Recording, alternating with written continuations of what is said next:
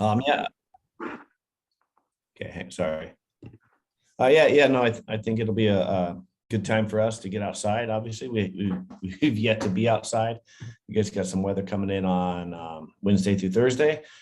So it'll be our first day outside will be that game, it sounds like, but ultimately our guys are hungry to get outside and start a season. Obviously, looks like there'll be less restrictions this year than what we've had in the past. Everyone's using the word a little bit of normalcy, which will be great for our guys. And obviously, we're chomping at the bit. Okay, questions for Coach Holm?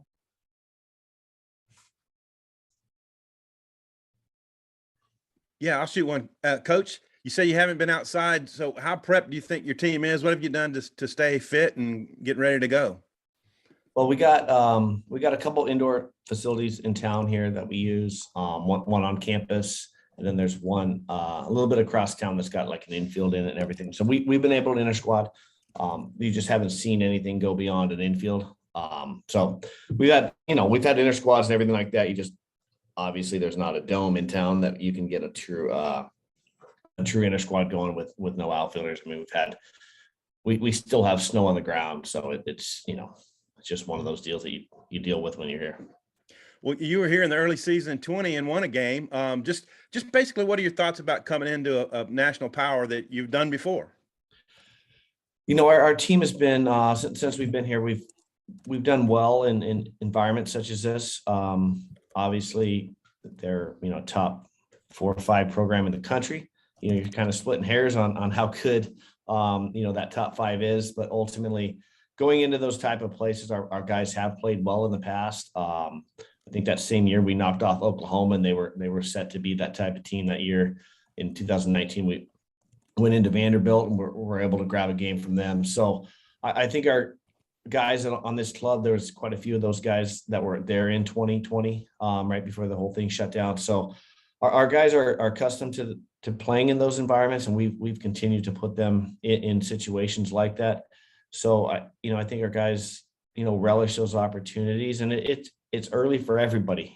That's the deal is, there'll be mistakes made on both clubs. It's the first game for everybody. There's freshmen on the field for both teams, and everyone's been a freshman at some point. So, it's a good time to do it for us too. I got you. Hey, and I watched your preseason presser, and you mentioned that your Friday and Saturday starters, maybe don't know the order of them. Can you speak to their strengths, and have you narrowed down on who will go Friday and who will go Saturday? I've narrowed it down. We'll go. Jordan Lucier will pitch on Friday. Sean Sinisco will pitch on Saturday, and Derek Salata will pitch on Sunday for us. Jordan Lucier was him and Sean were both one of our steadiest starters last year. They both pitched on the weekend. And Jordan comes to us from Canada. We got him out of a junior college in Arizona, and ultra competitive guy. Fastball probably somewhere around 90 miles an hour. He's got his out pitch is his breaking ball. And then Sean is more of a pitchability lefty. He's started pitching for us in 2020 was his first year. He had Tommy John right out of high school, so he missed that first year, which was my first year here in 2019. Pitched for us in 20, so we got 4 or 5 starts, whatever that happened that year, and then was steady in the rotation for us all year last year. And it was very, very consistent pitcher for us. And then Derek Salata was our closer last year, and has been one of our top arms. I think he threw there at Arkansas, however 2 years ago, whatever that was, and it'll be a change of a role for him. I think it'll be good for him. It's one of our better arms, and we'd like to get some more innings out of him as opposed to just saving him for that 1 or 2 innings per weekend. Thanks, Coach. I might have more later. Okay. I'll jump in, Coach, if you don't mind. Tom asked about your pitching. I'm curious about your lineup. Kind of, how would you describe your lineup? And do you feel like you got power, hit for average, speed, or what's kind of the characteristic of your team? I think you'll see us be very old at the top of the lineup, and then younger towards the bottom.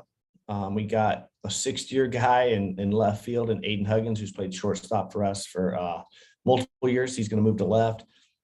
You'll see Kyle Soberano at the top of the lineup. He's another one of those, almost a 30-year-old type of college baseball player in today's world. Ryan Cermak is, arguably our top prospect. He'll hit in the middle somewhere. Jake McCaw, who very consistent year last year for us. He'll hit it also in the middle. And then after that, you'll start seeing some younger or just newer players. I mean, we got a lot of junior college transfers, so it won't necessarily be too young, if that makes sense. There's our right fielder will be John Spotnick on the first day, and he's a kid that redshirted for us last year due to some of those guys coming back. And he's a left-handed bat, and we got a bunch of left-handed corner guys that came back to us that obviously nobody was prepared to come back, and it just kind of pushed him out. So he did an incredible job in the weight room. He was a little too skinny when the season started, and for a corner guy, and he dedicated himself to that. We kind of challenged him like, hey, this is your chance to, catch up on the strength side, and you're going to redshirt. And we told him right away.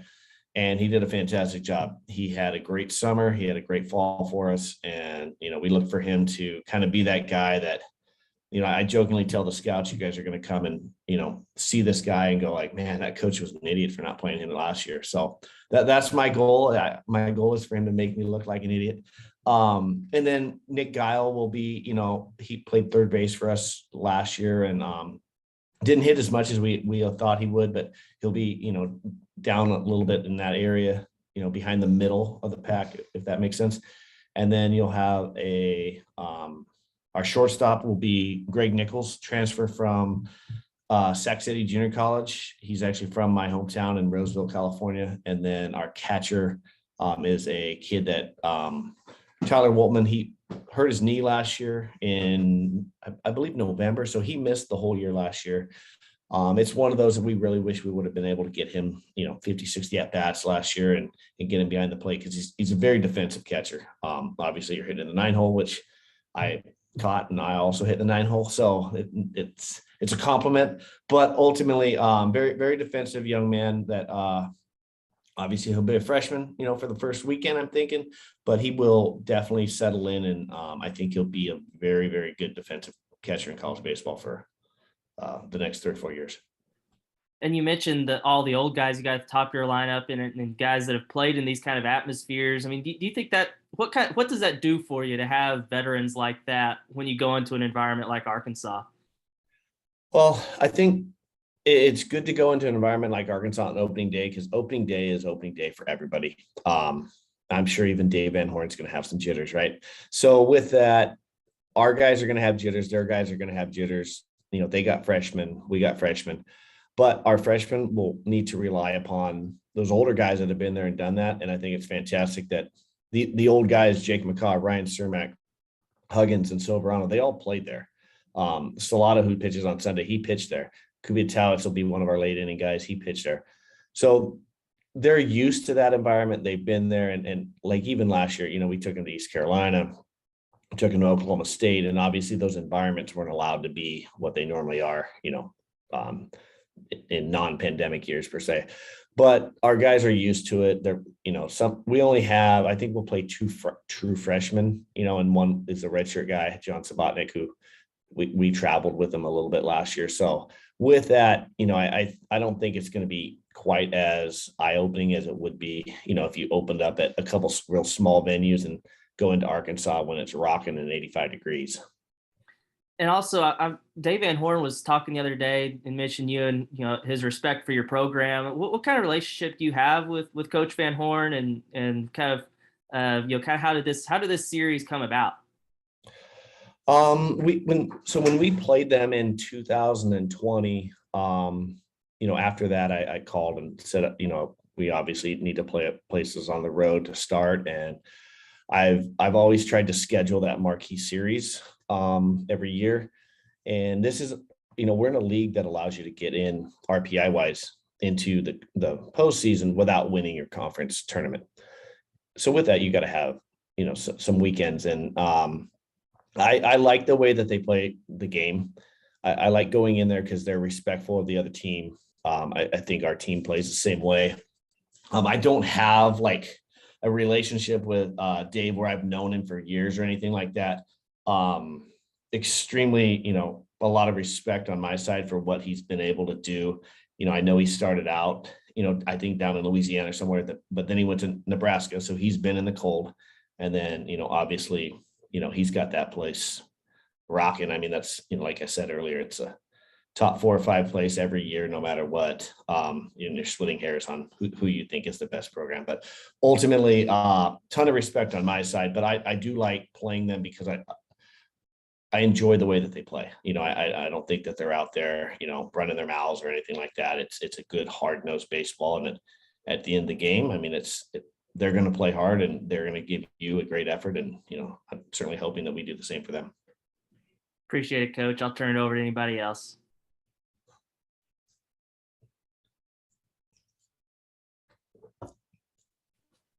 I have another with the pause here.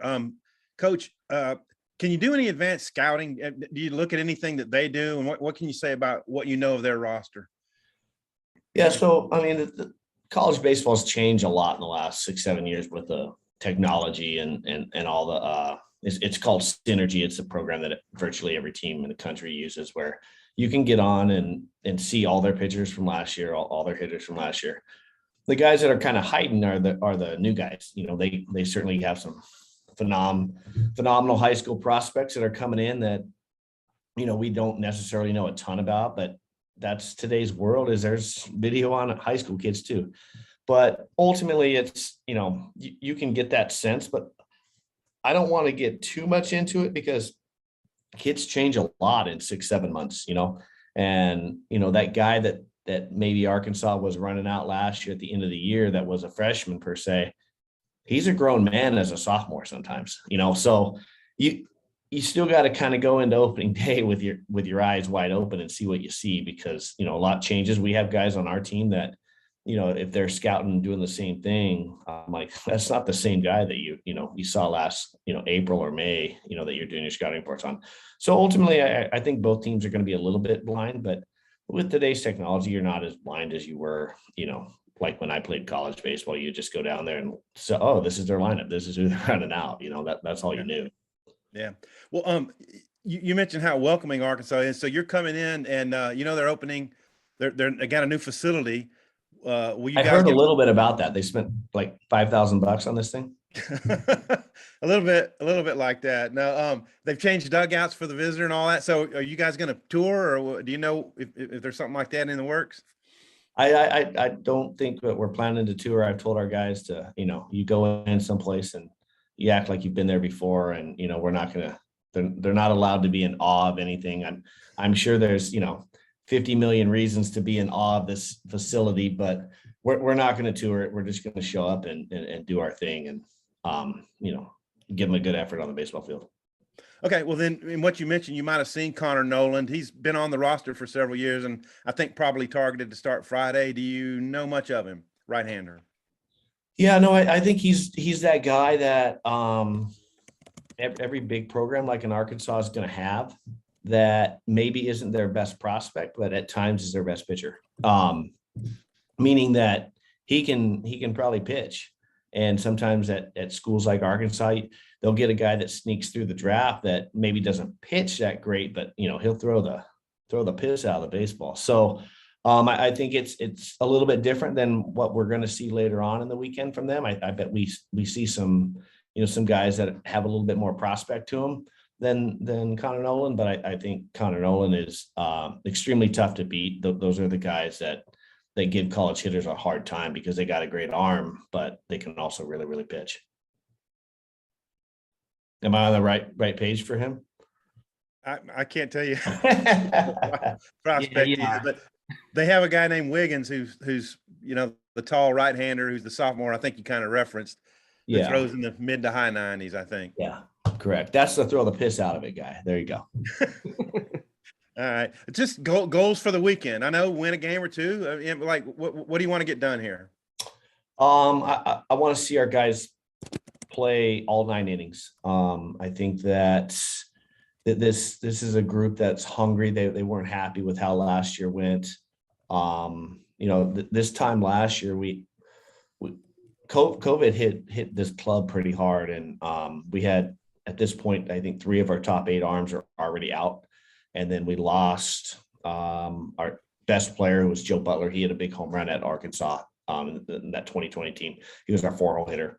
We lost him to a broken hand. We lost our leadoff guy to an injury. And all of a sudden, the season was upside down. So this club has done a fantastic job, these older guys on this team, of bringing in those freshmen, bringing them over to their apartments. They were cooking for them in the fall, and kind of, making sure that they were part of the team. So that part, I think, is going to be much easier with this club, but I want to see us play 9 innings and play all 9 innings hard. And that means that we're in shape. And, some of those things, it's opening weekend. There's going to be mistakes on both teams will make mistakes, but just giving that good hard effort, I think, is ultimately what we're looking for.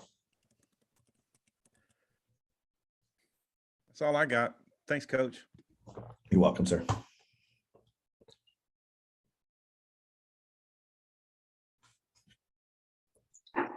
Any more questions from the local media? I'm good. When you coming down, Steve? We will head down tomorrow morning. Busing? We moved the bus up a little bit earlier. This is probably a surprise for Scott, but you're going to have to wake up a little bit earlier. But we got some snow coming in somewhere around 7 o'clock in the morning. So we're going to try to beat that, because it'll turn to ice at some point. Not, being in charge of 40 people on the road, it's probably, I'd rather leave a little bit earlier than deal with ice on a bus. Yep. Thanks. Safe travels, Coach. Thank you, sir. I appreciate it. All right. Thank you very much for joining us, local media, and Tom, Andrew, Matt, Bubba. Coach Holm, if you don't mind staying on for questions